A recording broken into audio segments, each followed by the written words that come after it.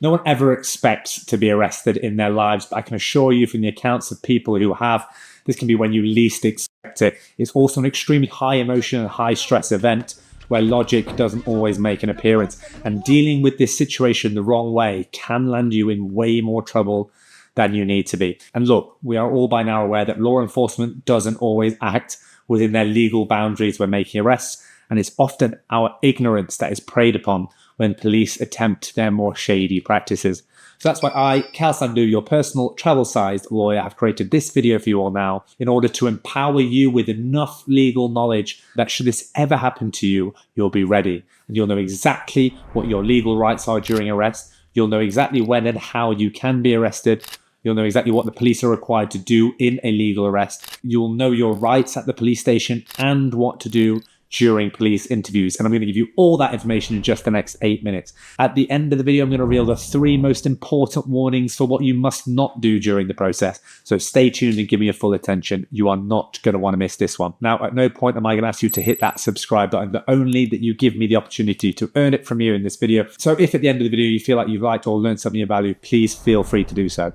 So let's first talk about what happens at the moment of arrest. Now, in the UK, police can arrest you if they believe you've committed an offence, you are in the process of committing one, or they have reasonable grounds to suspect you are about to commit a crime. Now, they can also arrest you if they think arrest is necessary, for example, to prevent harm to others. Okay, so now you know when an arrest can be made. Now I'm going to tell you what the arresting officer must tell you during an arrest, and what happens if they don't. Now, the arresting officer must tell you 3 things.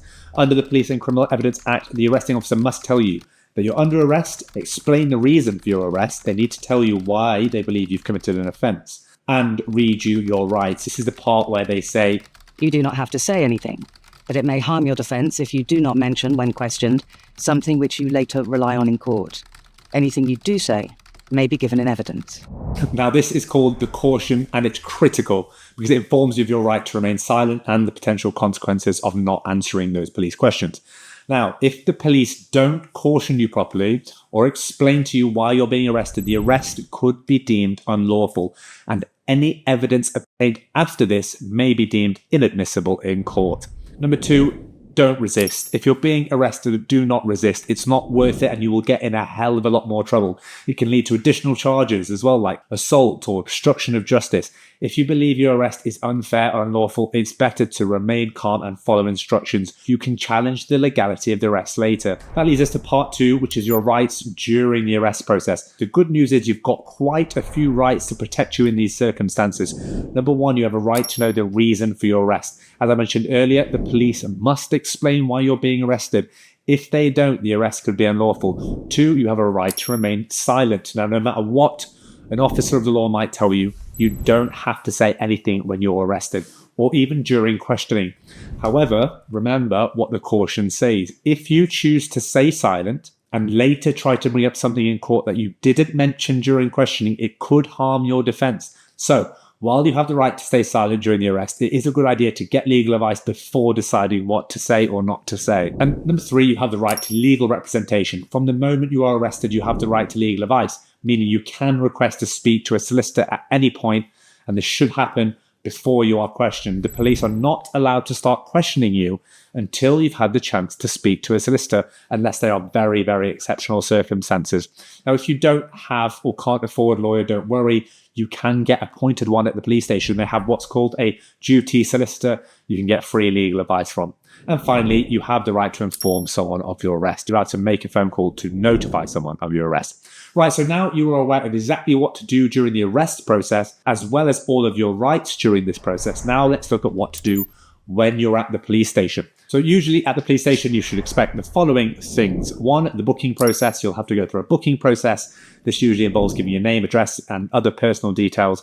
And sometimes as well, fingerprints, photographs, and even DNA samples can be taken if they believe it's necessary. This is within their legal boundaries, and they are permitted to do this. That next leads us on to how long can they detain you for? Now, in the UK, police can only hold you for a limited amount of time, before either charging you or releasing you. Now, for most offences, the maximum time you can be held without being charged is 24 hours.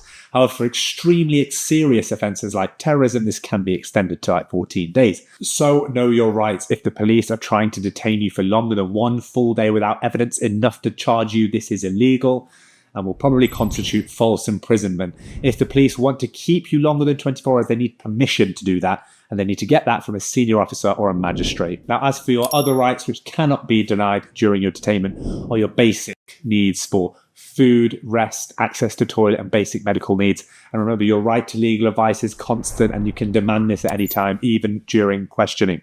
Okay, so once you've been booked in at the station, police may want to start questioning you about an alleged offence. Here are the 3 things you need to know during this process. Number 1, you don't have to answer police questions. As I mentioned earlier, you have the right to remain silent during questioning. You can answer questions if you want to, but you're under no obligation to do so. Your solicitor can and should advise you on whether you should answer questions or not.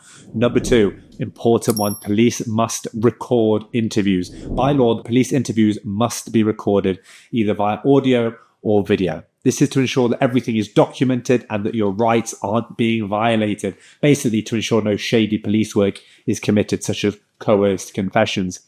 Now, if the interview isn't recorded, or they try to go around this requirement, this raises serious red flags, and you should not continue to provide any answers. Although even if you do, you can challenge their admissibility in court. Again, at this point, you still have the right to legal representation. As I've said before, they are your armor and shield, because they can advise you on what to say, or if it's better not to say anything at all. And they can also be there to ensure the police aren't asking you inappropriate or misleading questions. Don't underestimate police tactics. Very quickly then, here's what happens after questioning. After you've been questioned, the police will decide what to do next. Here are the possible outcomes and what they mean for you. Number 1, you can be released without charge. If the police don't have enough evidence to charge you, then maybe they'll release you without any further action. Number 2, you'll be released on bail. If the police want to continue investigating but don't have enough evidence to charge you right away, they can release you on bail. This basically means you're free to leave but must return to the police station on a specified date. Or number 3, you'll be charged with an offence if they have evidence enough against you. Okay, so by now you should be aware of your rights and what to do at each stage, from arrest to detention to questioning. And if you follow this advice, you should be able to identify any foul play during the process, of which you may wish to rely upon later in court. Even if not, at least you can be certain that you've not made the situation any worse for yourself.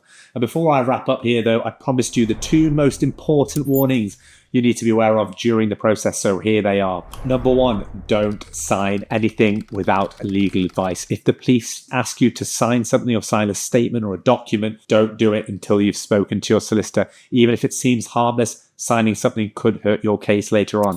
And number 2, important, don't talk too much and stay polite. Manners go a huge way with authority in situations like this. Look, you don't have to like them or get them to like you, but if they don't like you, they can make the situation a lot harder for you. And don't talk too much. Even though I know it's tempting to try and clear things up or explain your side of the story, this can often do more harm than good, because remember, anything you say or accidentally say can be used against you. All right, so there you have it, everything you need to know if you're ever arrested. Remember, the police have rules they have to follow, and you also have legal protections in place to protect your rights. So if you've liked or learned anything from this video, maybe give it a thumbs up, and don't forget to subscribe for regular advice on navigating life's most common legal challenges.